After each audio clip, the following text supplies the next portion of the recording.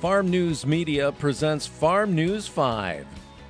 The bottom line is that you have to keep decent, like medium soil tests for phosphorus on wheat, or you're not going to have high wheat yields. That's just all there is to it. The Michigan Wheat Program held their annual grower meeting, and Michigan Farm Bureau county presidents were in Washington, D.C. this week. I'm Janelle Brose, and this is Farm News 5.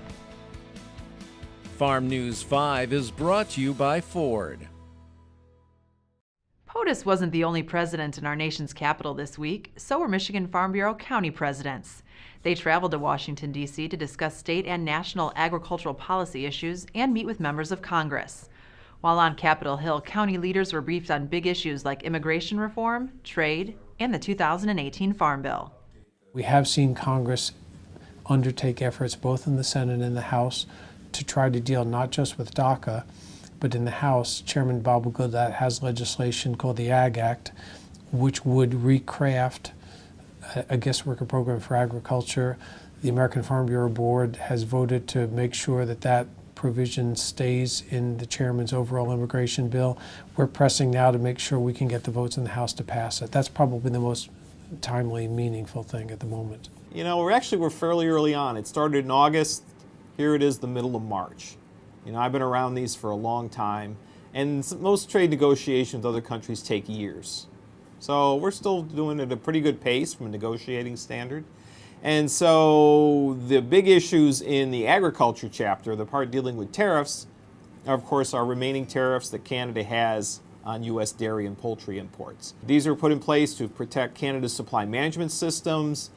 And now, here it is, in this discussion, there's U.S. proposals to have Canada over 10 years eliminate their tariffs. Basically, they change their supply management system to change what's called the Class 7 pricing system, which has allowed them to work to lower prices for certain products and kind of basically did away with our export market for ultra-filtered milk that product we were sending into Canada for use in their cheese industry. So those are the kind of things that are on the table that are being talked about. As is usual with these kind of ag issues, especially anything related to dairy, it'll come at the very end. And so there's going to be some areas in there. We already know that the nutrition title on the House side is again going to be an interesting discussion point, and hopefully they'll get that sorted out. But we also know that we're going to have to work very diligently to protect both from not only the left but the far right when it comes to things like crop insurance. How do we improve some of the conservation programming and provide some certainty and clarity, for our farmers and ranchers? Moore says the hope is a final package will head to conference committee by the September 30th deadline.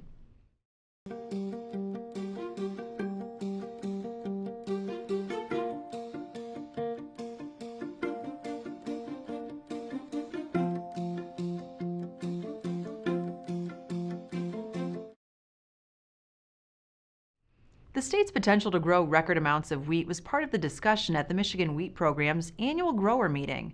New Zealand now holds the world record for wheat production at 249.7 bushels an acre.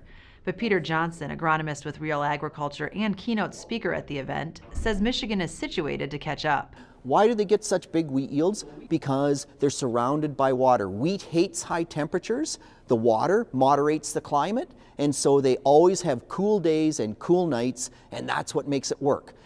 Also, New Zealand is 43 degrees latitude south, so let's look at Lansing, Michigan, 43 degrees north. Let's think about water. We've got Lake Michigan, we've got Lake Erie, we've got Lake Huron. Aren't we surrounded by water? What's the matter with the Michigan farmers? We gotta be able to get there. 249.7 bushel per acre wheat, and the average in Michigan is something like 80 bushels or 85 bushels. We gotta do better. There are 3 things Michigan growers should incorporate into their plans in order to improve yields. Biggest thing that I want growers to think about is we don't focus enough on when the wheat crop is pollinating. So kernels per head is what drives yield. And we always think about managing it at seeding early in the spring, but we don't think about managing the crop at anthesis, at pollination timing, that first part of June. And those 2 weeks are the critical weeks. So start looking at pushing management into that zone. The next thing, Wheat hates high temperatures. How do we get away from high temperatures? We plant a little bit earlier so that we shift grain fill into a cooler period. That lengthens the grain fill period. We get more yield. The last thing that's really been driving home is you have to have decent phosphorus levels. I'm not talking about crazy phosphorus levels, but a lot of rented land, a lot of growers, because it's a short-term lease, they don't necessarily fertilize it. If you don't fertilize wheat with phosphorus and enough phosphorus, you give up very, very significant yield. That data is clear, so you gotta maintain those phosphorus levels.